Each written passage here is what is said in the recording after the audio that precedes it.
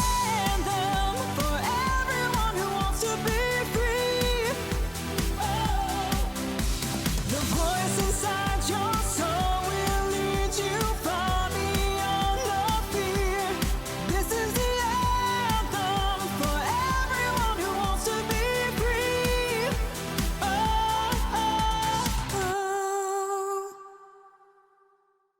Hi, welcome to the Captain Sandy and Leah Ray Show. I personally am so excited to have this guest on our show.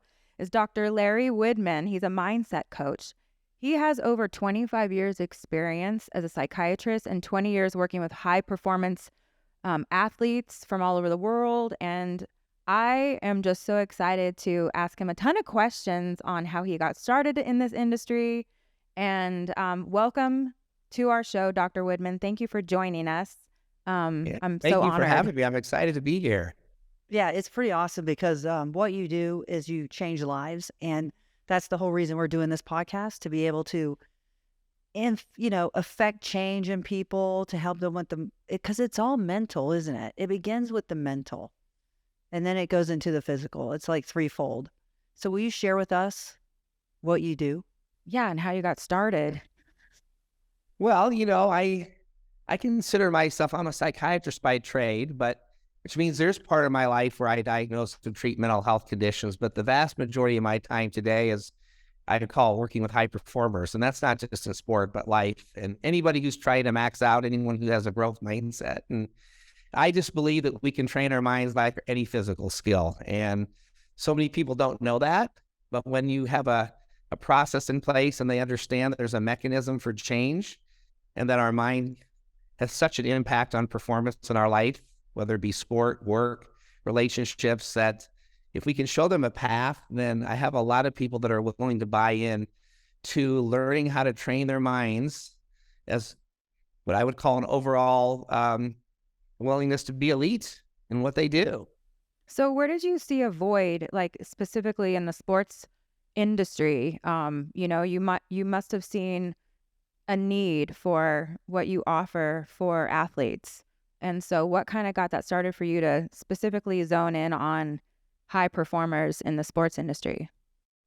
Yeah, like a lot of things in life, probably you can relate to, things happen almost by accident. I was working as a psychiatrist really in a hospital in Lincoln, Nebraska at the time, and a pretty prominent athlete from the university had a mental health crisis, and I happened to be the one on to take care of him, and the athletic department really liked what I did and asked if I would come help them out. And I was already very interested in high performers because when I came out of medical school and residency, at that time period, they decided psychiatrists were going to be the pill pushers only. And I'm a big believer in medication for when they're needed. But boy, they wanted to take all the important stuff that I thought we had trained back in the day, how to help people think through their problems, become elite. They wanted us to diagnose and give medications and let everyone else do the work. And I saw that as an opportunity to take what I had learned in medical school residency and apply it to high performers in sport. But when the athletic department asked me if I would help out, once I had time to do so, I really never looked back. And it's pretty much the vast majority of what I do today. And how I do it has changed quite a bit over time as well. That's incredible. I love that you said you were not the pill pusher, because I'm in recovery. Drugs and alcohol was a big part of my life. I changed it at the age of 25, and everybody wanted to put me on medication. And that really wasn't the answer for me because it led to other drugs. And pot for me was the gateway drug into other drugs. I tried everything. And then when I got clean, it was like, wow, I needed 30 days just to clear my head, if not 60. And then I had to learn mind over matter, right? To change that way of thinking, the way the brain worked, and think, okay, when I get full of fear or when I'm not, accomplishing something, I don't need a drug or an alcohol fix to help me feel better about myself. And I love that, especially for athletes, because I think, my job, it's very stressful, high performance. I'm not an athlete, but I think it's still the mental strain that we put on ourselves. And if it were not for people like you, then a lot more people would seek medication. And I'm not against medication when needed. I just want to clarify that. But I love that that's not your go-to. Yeah. Well, what's interesting, my first real foray into high performance people was when I ran the addiction unit in Minot, North Dakota. And I started to see for the first time, I mean, teachers and doctors and lawyers and homemakers and architects, it didn't really matter what, that if you could help them deal with their addiction, they would go back to their high performance life, but their addiction was completely crippling them either in their relationships and their work life, and obviously probably in multiple things. But that's where I really realized that needed to be my niche, because I love seeing people manage a condition or their health condition, whether it be an addiction or a mental health condition, and be able to go back to the way they were achieving really high things in this world. But you had to take care of certain things to be able to do so. Yeah. Exactly. I have a teenage daughter and who struggles with some mental health stuff. And, you know, as a mom, I didn't really know where to go or what to do. You're just kind of blindly picking, you know, psychiatry. And I, as a mom, get frustrated with that industry at times where they were so quick to just put her on a medication and not really getting the chance to know her. And what I love about you is you've really gotten the chance to know individuals, taking the time to learn them and know them and what they're passionate about, and then go from there. I watched quite a few of your videos on empowering and the power of the mind and stuff, and I've learned a lot from Sandy that it is all in the thinking. And so how do you feel, not just in sports, but like in the schools? I feel like we're missing mental health possible classes to begin their day with, to make sure their mind is clear and unblocked and understanding why they feel the way they feel. And do you feel that's missing in education? I do, for a few reasons. One, there's no question in my mind there's never been more psychological distress in the past few years. And there's Right. tons of reasons, right? I mean, COVID is certainly one of them. And I think social media and society pressures, and there's never been more political divisiveness, at least in my lifetime.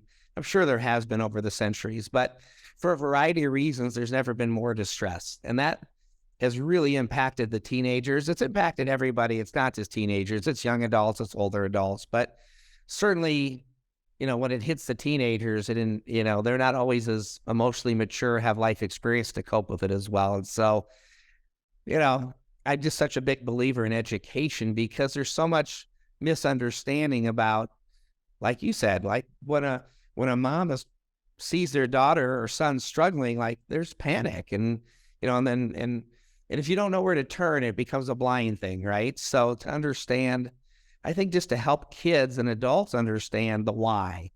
And so, you know, in my day, you know, you were just told to do things because, well, that's because what I told you to do, right? But I always say, you know, we probably would have been better off in my generation, and certainly today, kids want to know why.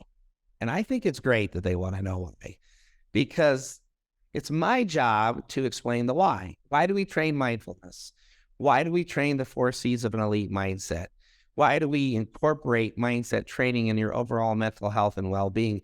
If I can't explain the why, how am I supposed to get them bought into something that's not as simple as a broken arm? Like, oh, you got a fracture, put a cast on it. And so I always say it's our job in my field to explain the why so well that they can completely get bought into a process of getting help. And so, of course, it would help to start in the schools. And that's why student athletes have such an advantage, because so many of them get access to somebody that trains mindset. And so they learn how to train mindfulness. They learn how to move on to the next moment. They learn how to accept their roles. They learn how to deal with failure and grow through it, what I call growth through adversity.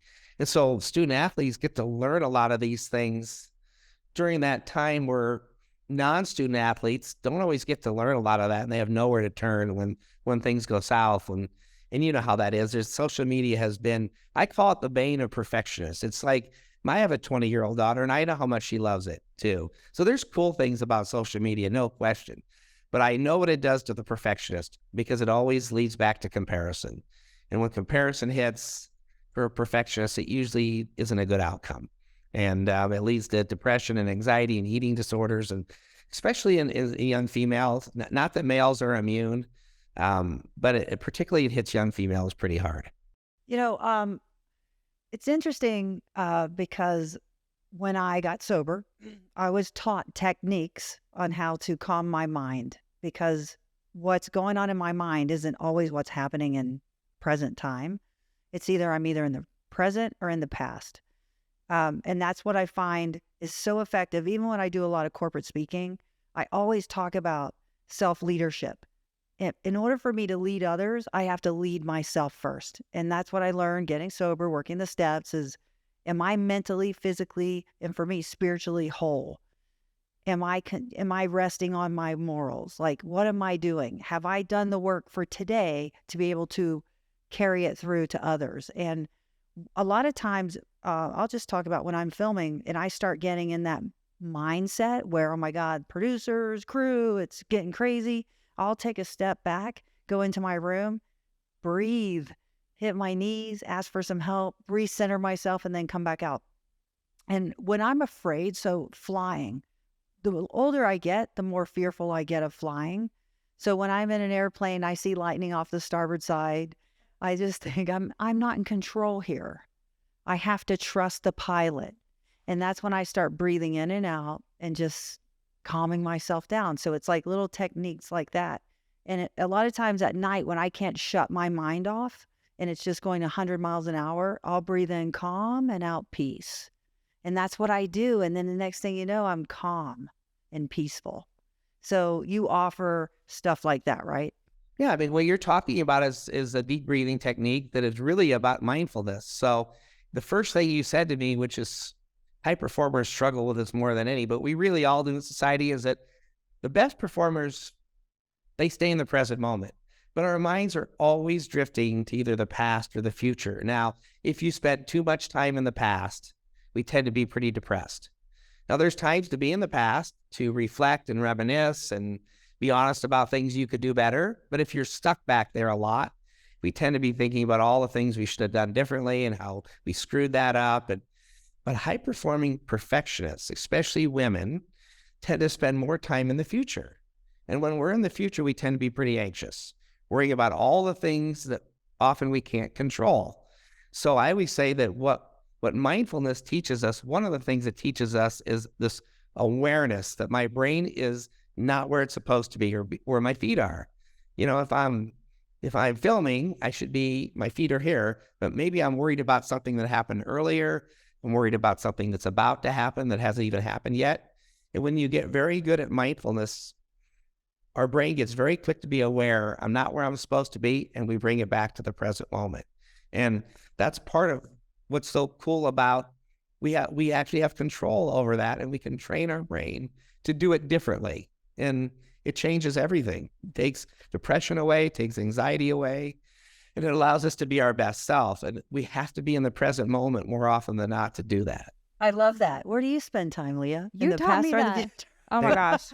I mean, Don't talk to me about that. you're a future. I need a whole session with you. I'm Future very hard on thinker. myself. Are you Yeah. a past thinker or are you a future thinker? Are you a present thinker? I really like that. But Yeah. what And would then you call yourself? I'm definitely a future thinker for It- sure. And I love what you said, with specifically teenagers, I see a lot of them, especially my daughter, they self-diagnose because of social media, looking things up. Maybe I have this, maybe I have that, and they start to self-medicate, smoking pot or whatever, alcohol or whatever they choose, and it makes them worse. And so I love that you explain the why. Now, do you train other people to kind of be like your not a clone of you, but do you train people in mindfulness to kind of spread the love of helping people? Like, do you have people under you that you train? Yeah, so there's two scenarios. First is I actually do have somebody, her name is Jess Connect, and she's a budding superstar. You should talk to her one day. But she's in her mid-30s. She's female. She's a coach by trade, meaning she's a volleyball coach. But she has this uncanny ability to understand people, and of course, especially young people. So she's actually works with Max Out Mindset, my company, and she's just doing a great job with high-performing females in high school and college, and not just females, but primarily that, and males as well. But she's phenomenal at it, and she has some coaches are naturally good at it. So the other way we do it is I train some coaches to do that, meaning so I may be with them, but I'm not with their team very often, especially if they're a long distance away.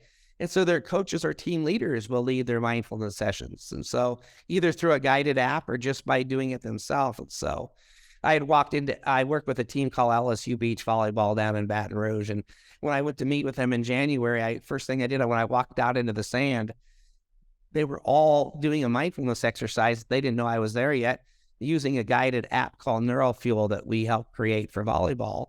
And they were doing mindfulness training, but it was being led by the coaches and by the athletes. So it's not that hard to teach other people how to then lead a mindfulness session, because it's not rocket science, but it does take a strategy. And then there's a lot of different ways to do it. There's a ton of different ways to train mindfulness. Yeah, we have some friends who are high-performing athletes, and one of them's Gigi Fernandez. Do you remember she told the story?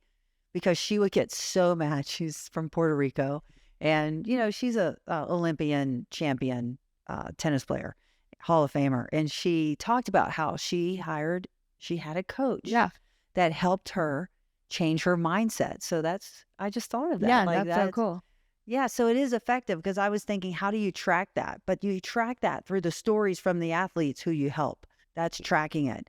And Dara Torres, like the swimming, like she talked about when she went back, after age is just a number, after 40, right? She went back and she placed, like she won. And she also had to change her mindset. But then she also talked a lot about how she watched the other girls and the fear and the anxiety they went through, and she'd already done it. So she didn't have that. She was just happy to be there. It's so interesting, and I love that. And a lot of times people go, oh, that's that, that kind of like woo-woo training, but it isn't. It's really effective. And a lot of guys will say, that's not how men do it, to say I love what you said, check to where your feet are. That's a big thing in recovery. Look at where your feet are. That's where your mind should be. And it's so interesting that it's not woo-woo. It's actually effective, because athletes do this, and it's really cool.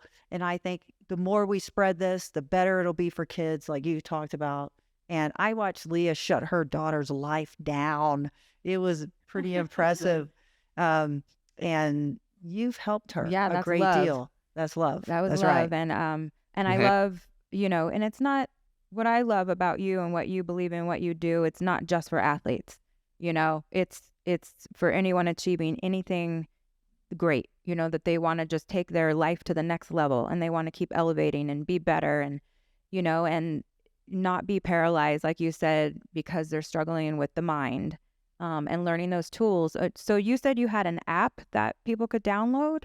Well, this is actually a volleyball specific app called NeuroFuel. So although I've had a couple elite athletes in other sports use it because it's so powerful, and outside of the visualizations on that app, but there's a ton of them out there, and that where people can go on Google and do all kinds of free things as well. So, but a lot of people like a guide, and the truth is, it's not woo-woo, because the science is so powerful. And so part of me is just being a physician. I'm a scientist by training. So for me to be able to train high performers, including athletes, but CEOs and other people doing really cool things in this world, I had to know that it wasn't hocus pocus, to be honest with you. Like I just had to know. And so the science of how the brain changes when you practice mindfulness, or what's the science of deep breathing. So I always like a science component to keep it really simple. But for a lot of people, that's one additional part of their why. Now they understand why breathing works. Like, why does deep breathing work, but, banging your head against the wall doesn't? Well, right, because there's some cool science behind what deep breathing does to our nervous system and to what it does to certain parts of our body and our brain. And so that's where it gets really fun.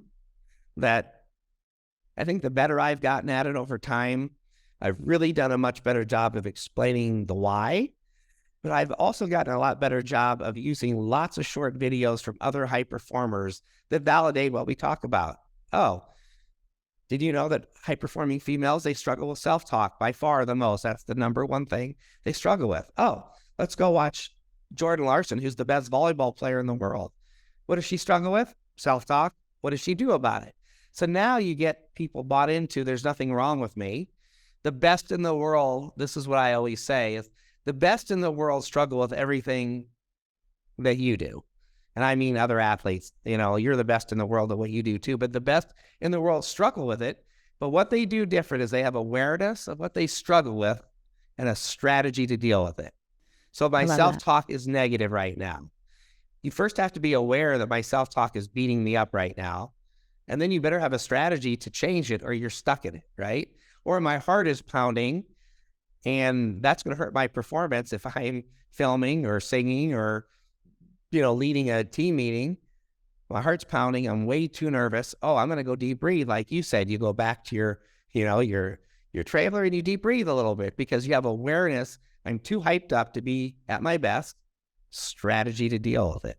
And so I'm a big awareness strategy person because again, now we got people bought into, we can train awareness. Oh, and I actually can do something about it. I don't have to just sit with my heart pounding going, I guess I choked again because I was so nervous. No, you can actually do something about it. And that's where it gets really cool. And that's the awesome. takeaway. Yeah. And that's the takeaway of this entire conversation is that you can have these tools to do it and find your strategy. Because first the awareness and then the strategy. That's a beautiful thing. And then there's lots of tools in your toolbox. And that's, again, for people like your daughter and any other high performers, it's like the tools are going to be different for everybody. But you have to know what your tools are. I have April Ross, who's a star beach volleyball player. She journals and meditates. And I tell some other females in particular that there are some of you that really don't like to talk about your emotions as much as others. Okay, try journaling them. Try getting them out on paper, thinking through it that way. Now, you may ultimately need to work with somebody, depending on your struggle, but maybe for you, journaling and meditating are a couple of your tools. For others, it's visualization, deep breathing. It's using a winter light box. If you have winter depression, there's 10, 12, there's spirituality, there's prayer. And you start to figure out, what are my tools?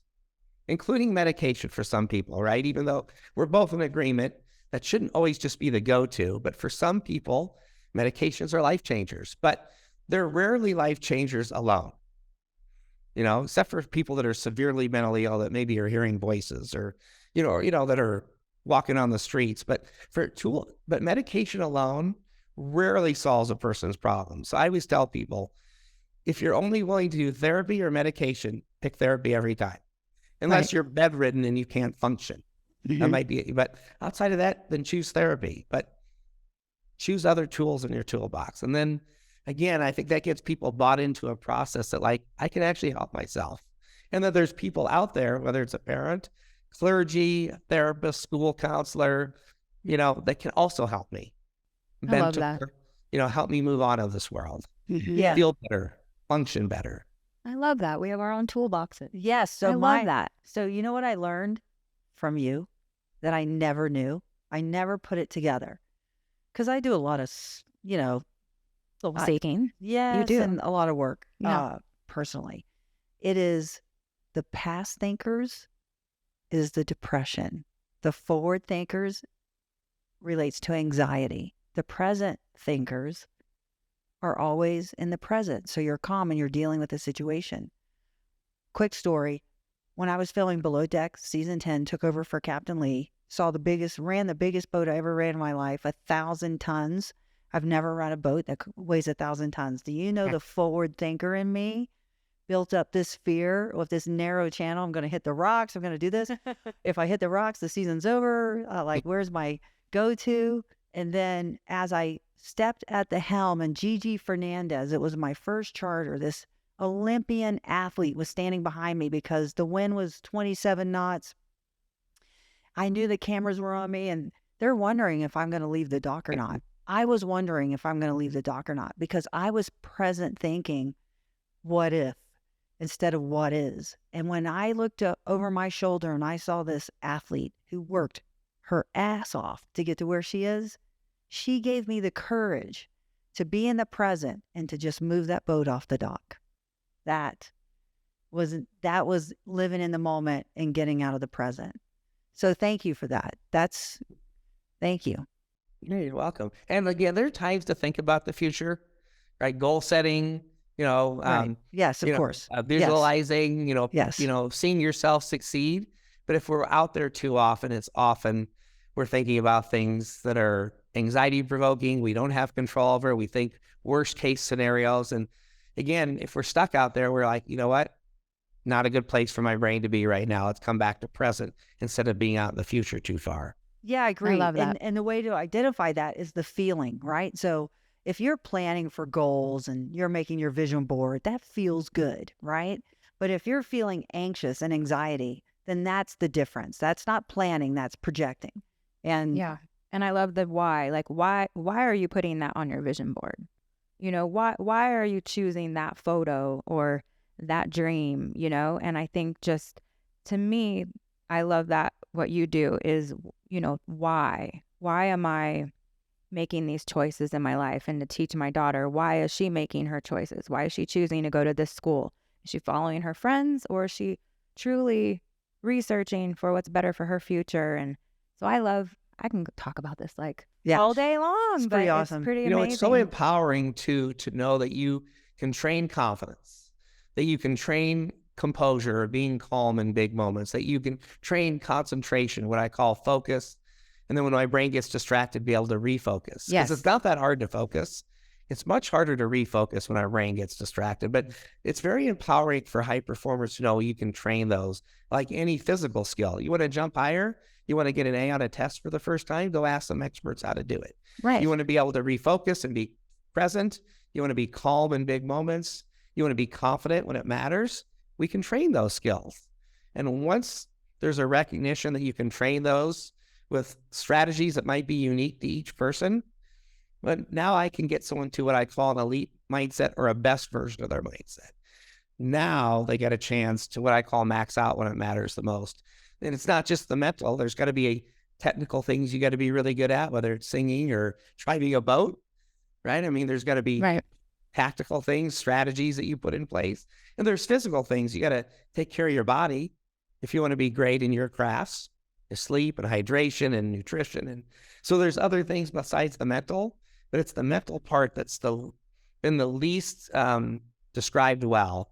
And our craft our people in my craft haven't done a great job of it, I don't feel. And I feel like that's where the niche has been, communicating at such a level that people understand I always say, why we train it, what we train, and how we train it. Because if we can't do why, what, and how for anything, what good are we? If I can only tell you why we train the mind, but I can't tell you what or how, what we train or how, what good am I?